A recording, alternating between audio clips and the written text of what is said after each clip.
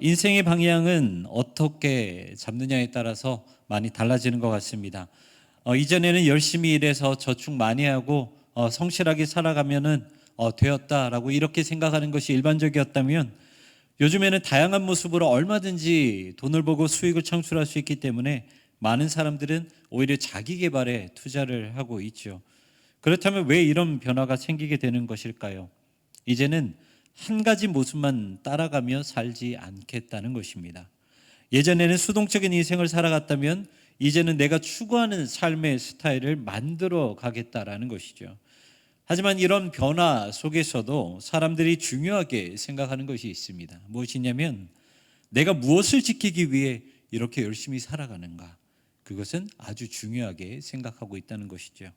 그것이 자기 자신이 될 수도 있고요, 자기 재산, 자신의 건강, 그리고 사랑하는 가족, 그리고 자신에게 정말 소중한 사람들, 여러 가지가 될 수도 있습니다. 하지만 그 모든 것들을 지키기 위해 열심히 살아가고 있다는 것입니다.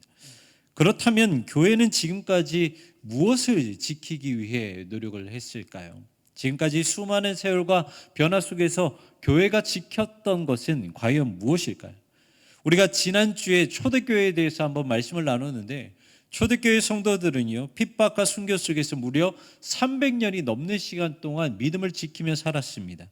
그러다가 313년 콘스탄티누스 황제 때 기독교는 드디어 로마의 공인을 받게 되죠. 하지만 안타까운 것은 그때부터 교회와 교황의 권위가 높아지게 되었고, 그로 인해 교회가 변질되기 시작했다는 것입니다.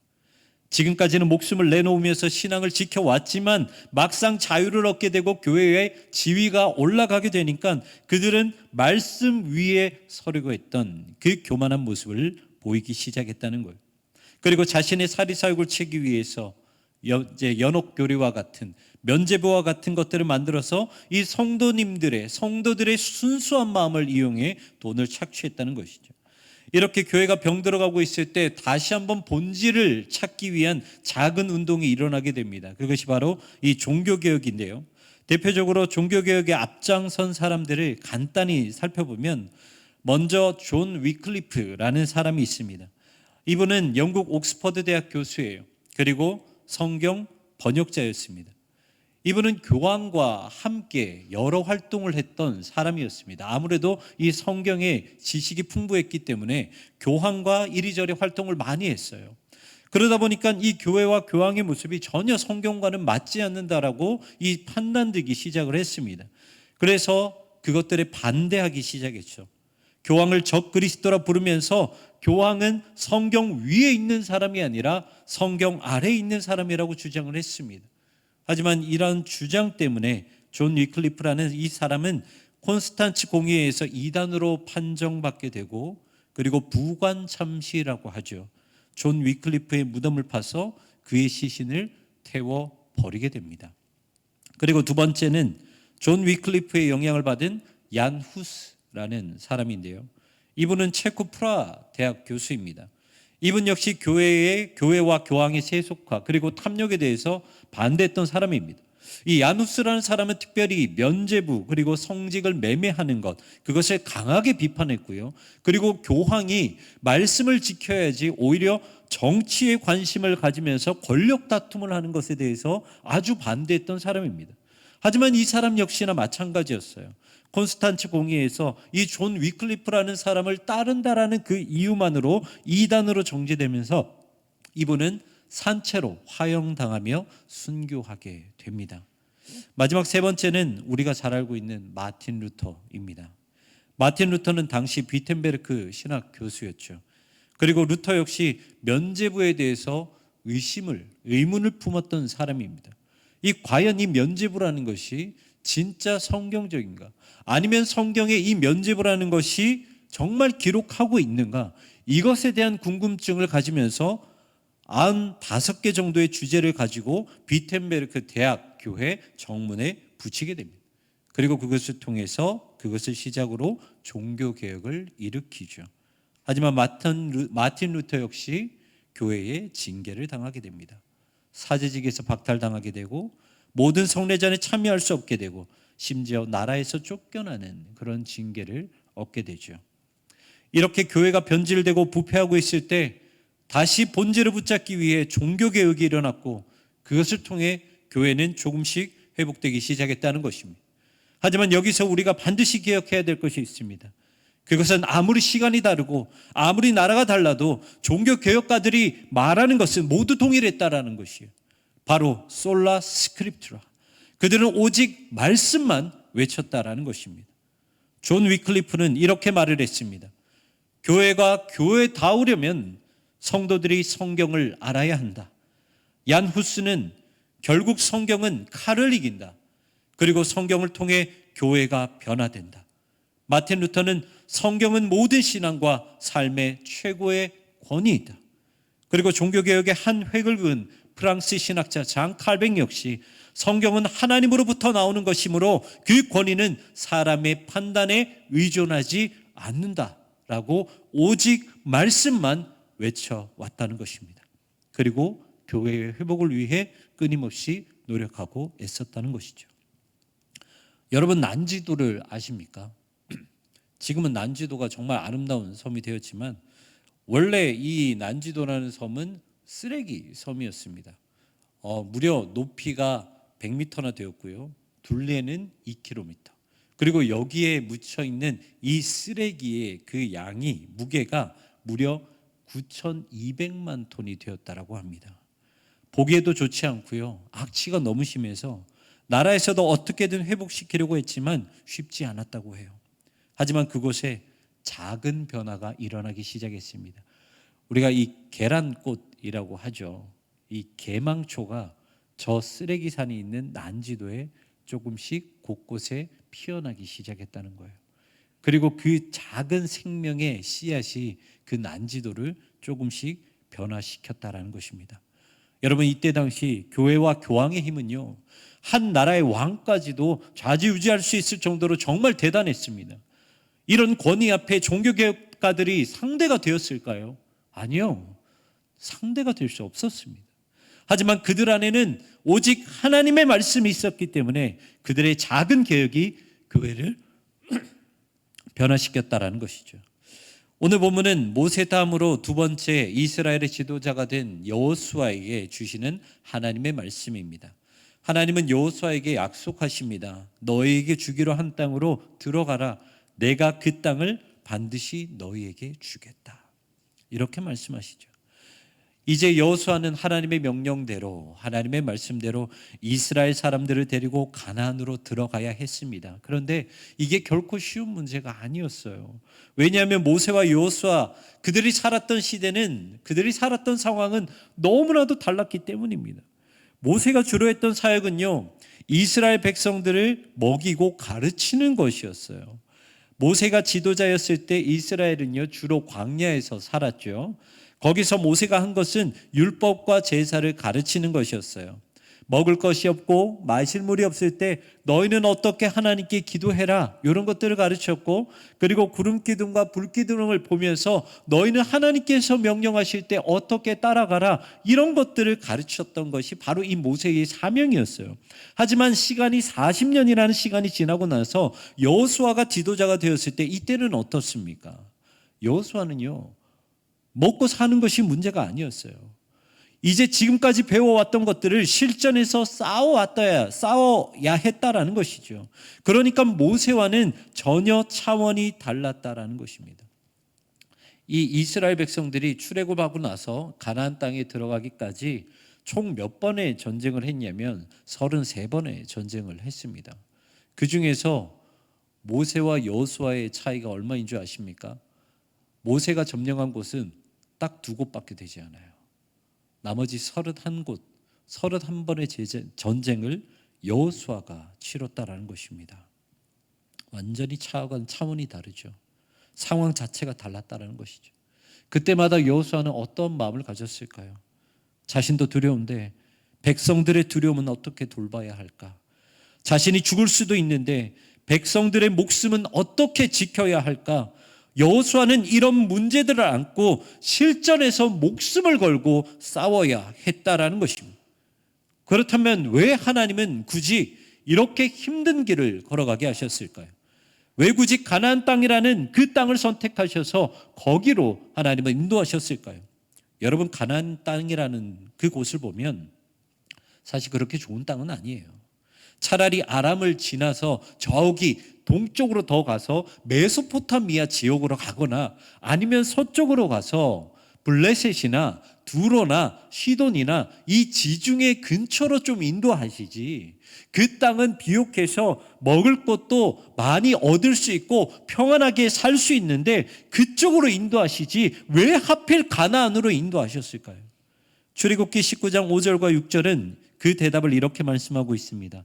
세계가 다 내게 속하였나니 너희가 내 말을 듣고 내 말을 잘 듣고 내 언약을 지키면 너희는 모든 민족 중에서 내 소유가 되겠고 너희가 내게 대하여 제사장 나라가 되며 거룩한 백성이 되리라. 너는 이 말을 이스라엘 자손에게 전할지니라. 아멘. 이스라엘 백성들은 하나님을 시내산에서 만나게 됩니다. 그리고 거기에서 하나님께 한 가지 약속을 듣게 되죠. 너희가 내 언약을 지키면 너희는 내 소유가 될 것이고 내게 대하여 제사장 나라 그리고 거룩한 백성이 될 것이다. 이러한 약속을 하나님은 이스라엘에게 하십니다. 여러분, 이것이 하나님이 이스라엘을 가나안으로 인도하시는 이유라는 거예요. 하나님은요, 이스라엘을 선택해서 그들을 강대국으로 만들어야겠다는 그 생각은 추호도 없으셨어요. 하나님이 이스라엘을 가나안으로 인도하시는 이유는요, 이스라엘이 아무리 작고 연약해도 하나님이 보호하시면 얼마나 강한 나라가 될 수 있는지, 그리고 하나님을 섬기는 나라가 얼마나 거룩하고 복될 수 있는지 그것을 온 열방 가운데 본을 보이게 하기 위해서 이스라엘을 선택하셨다라는 것입니다. 오늘 본문을 보십시오. 하나님은 강하고 담대하라. 내가 너희가 밟는 모든 땅을 차지하게 만들 것이다. 이렇게 말씀하셨지만 오늘 본문 어디를 봐도 어떠한 무기를 들어라, 어떠한 전술을 가지고 나아가라, 이런 말씀은 단 한마디도 하지 않으셨다는 거예요. 오늘 본문 1장 7절과 8절 말씀 조금 길어도 읽어드립니다. 오직 강하고 극히 담대하여 나의 종 모세가 내게 명령한 그 율법을 다 지켜 행하고 우러나 좌로나 치우치지 말라.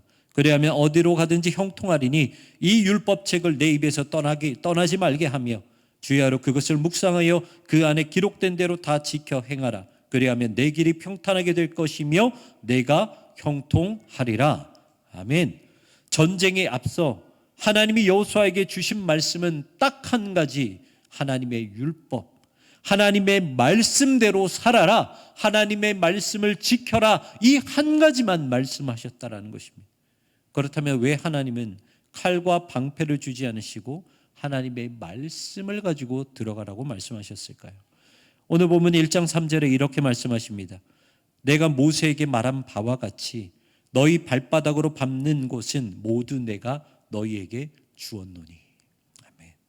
여기서 주었다라는 말을 히브리어로 말하면 나탄이라는 말입니다. 이 말은 가나안 땅을 이미 이스라엘에게 주기로 결정하셨다라는 완료형 단어예요. 조금 이상하죠. 아직 이스라엘은요, 가나안 땅으로 들어가지 않았습니다. 그렇기 때문에 이 말씀은 너희가 밟는 곳은 내가 이제 너희에게 주겠다라고 표현하는 것이 맞아요. 하지만 하나님은 나탄, 이미 이스라엘에게 가나안 땅을 주시기로 이미 결정해 놓으셨다라는 것입니다. 다시 말해 이스라엘은 요단강을 건너기 전부터, 아니 모세가 부르심을 받았을 때부터 가나안에 들어가기로 이미 결정이 되어 있다라는 거예요. 그렇다면 여기에서 궁금한 것이 생기죠. 하나님이 이미 결정하신 거면 그냥 주시면 되는 거잖아요.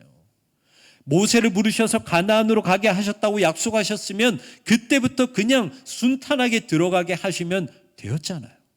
그런데 왜 하나님은 40년 동안 말씀 훈련을 시키시고 왜 하나님은 가나안에 들어가기 전에 말씀 붙잡고 가라라고 말씀하시면서 말씀을 강조하셨을까요? 그 이유는요, 이스라엘 백성들에게 중요한 것은 가나안 땅을 점령하는 것이 아니었기 때문이에요. 이스라엘이 가나안 땅으로 들어가는 중요한 이유는 땅이 아니라 가나안에 있는 우상을 점령하기 위해서이기 때문입니다. 여러분, 하나님의 관심은요, 가나안이라는 나라에 있지 않았어요. 하나님의 관심은 당신의 백성들에게 있었습니다. 그렇기 때문에 하나님은 바로 가나안에 들어가게 하지 않으시고요, 모세와 여호수아를 통해서 끊임없이 말씀을 붙잡을 수 있는 훈련을 시키신 거예요. 사랑하는 성도 여러분, 하나님이 우리를 이 땅 가운데 보내신 이유가 무엇이라고 생각하십니까? 하나님은요, 우리가 서 있는 곳을 차지하라고 보내지 않으셨어요. 하나님은 우리를 이곳 가운데에서 너희가 가지고 있는 직분과 너희가 가지고 있는 돈과 명예와 권위를, 그것을 가지고 살아가라고 이 땅 가운데 보내지 않으셨다라는 것입니다. 하나님이 우리를 이곳 가운데 보내신 이유는요, 우리가 서 있는 곳을 거룩하게 만들기 위해 보내셨다는 거예요. 거룩이라는 것은 예수님을 닮아가는 것입니다. 내 방식은, 우리의 방식은 가나안의 칼을 들고 들어가는 것이지만 예수님의 방식은 가나안의 말씀을 가지고 들어가는 것이었어요. 예수님은 죄가 없으신 분이셨죠.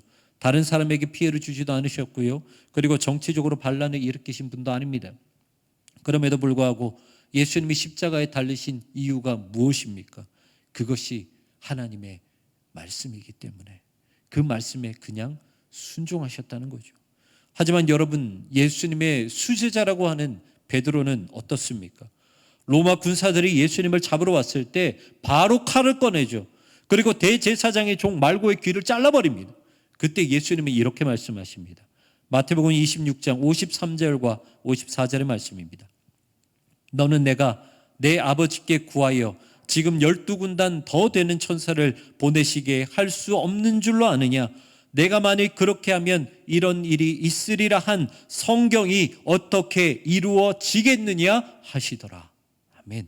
예수님은요, 힘이 없어서 가만히 계신 것이 아니에요. 예수님은 12군단이 되는 천사를 부르셔서 로마 제국을 순식간에 점령할 수 있는 분이 우리 주님 예수님이십니다. 그런데 그렇게 하지 않으셨어요. 왜요? 성경을 이루시기 위해, 하나님의 말씀을 지키기 위해 예수님은 십자가를 지셨다라는 것입니다. 이스라엘 백성들이 가나안에 하나님의 말씀만 가지고 들어가야 하는 이유가 이거였어요. 말씀을 가지고 들어가야 하나님이 일하시기 때문에, 말씀을 가지고 들어가야 가나안의 우상을 몰아낼 수 있기 때문에, 말씀을 가지고 들어가야 결국 하나님의 제사장 된 나라가 될 수 있기 때문에 이스라엘은 반드시 칼과 방패가 아니라 말씀을 가지고 들어가야 했다는 것입니다.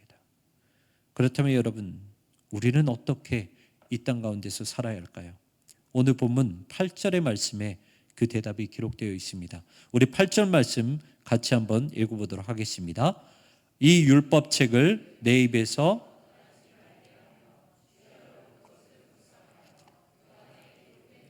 다 지켜 행하라. 그리하면 내 길이 평탄하게 될 것이며 내가 형통하리라. 아멘. 8절 말씀은 우리에게 세 가지를 가르쳐주고 있습니다. 첫 번째는요, 하나님의 말씀을 항상 읽어야 된다는 거예요. 세상에서 제일 많이 팔리는 책이 무슨 책입니까? 성경책입니다. 우리 집에 가면, 여러분들 집에 가시면 가장 많이 있는 똑같은 책이 무슨 책입니까? 성경책입니다. 그런데 반대로 세상에서 제일 안 읽는 책이 무슨 책인 줄 아십니까? 성경책이에요. 매년 사요. 떨어지면 사요. 성경책은 또 버리면 또 안 된다 그래서 또 집에 넘쳐나요. 그런데 안 읽어요. 저는 하나님의 말씀이 정말 살아있다고 생각을 합니다. 여러분, 우리가 말씀을 읽는 습관이 없으면요, 우리가 말씀을 들여다볼 때 성경을 펼치면 그 기록된 그 말씀밖에 보이지 않아요. 그런데 우리가 말씀을 계속해서 읽으면 어떤 변화가 일어나면요, 성경을 펼칠 때 그 성경에 기록되지 않는 말씀까지도 보여요. 그 말씀 안에 있는 하나님의 메시지가 무엇인가, 그 말씀을 읽으면서 나에게 주시는 이 마음 가운데, 나의 심령 가운데 주시는 하나님의 감동이, 그 말씀이 무엇인가, 이것을 주신다는 거죠. 그래서 말씀이 전혀 다르게 다가와요. 여러분, 하나님을 풍성하게 만날 수 있는 방법이 무엇인 줄 아십니까? 그 방법은요, 다른 거 없어요. 그냥 하나님의 말씀을 계속해서 읽으면 됩니다. 이스라엘 백성들은 가나안에 들어가서 31번의 전쟁을 치러야 했어요. 그런데 이 31번의 전쟁이 매번 똑같은 방식으로 치러졌을까요? 아니에요. 31번의 방식 모두 다 다르게 치러졌어요.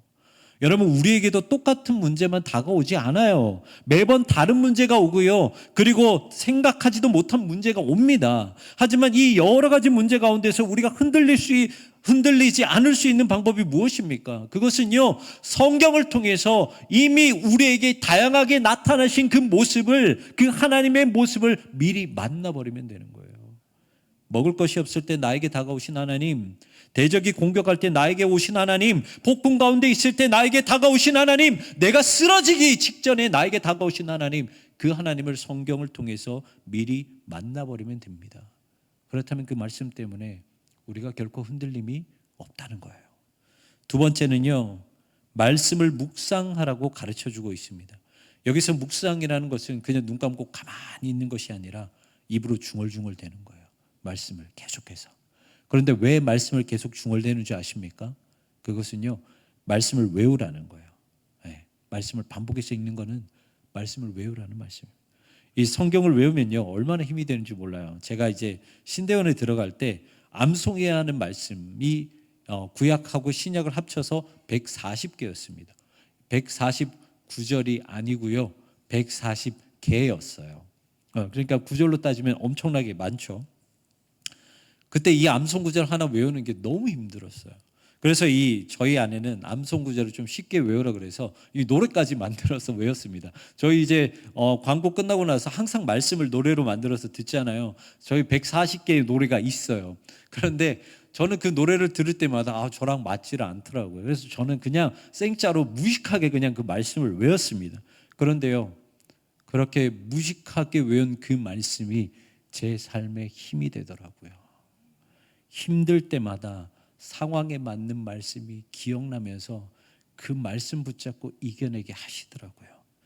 말씀 읽기도 힘든데 말씀 외우는 것은 여러분 얼마나 힘들겠습니까? 그런데요, 그 말씀 때문에 이스라엘이 가나안에 들어갔고요.